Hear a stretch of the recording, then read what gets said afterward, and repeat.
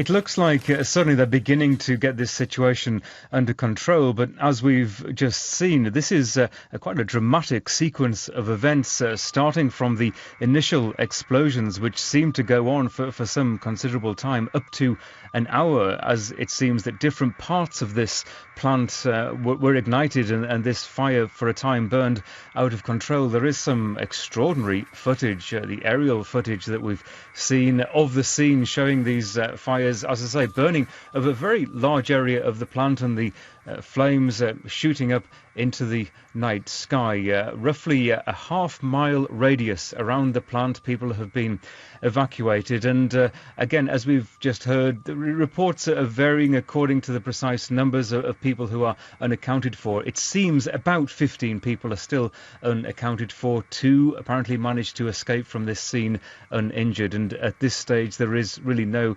indication, no clue as to how this might have started. No, but of course, propane is a highly volatile gas, isn't it? Often used for barbecues and hot air balloons. Yes, this is a propane company, Blue Rhino, that specialises in those typical small gas tanks that you would use on your barbecue. In fact, they describe themselves as America's #1 propane tank exchange brand. In other words, you take in your empty canister, you leave with a refilled canister. That's how they operate. And they had many of these tanks simply piled up high, perhaps on the back of trailers in their various buildings. So a potentially very dangerous situation with a fire burning. And of course it brings to mind that explosion at the fertiliser plant in Texas, which was just a matter of months ago. Yes, that's right. Obviously a rather different situation, a fertiliser plant as opposed to propane gas, but that was also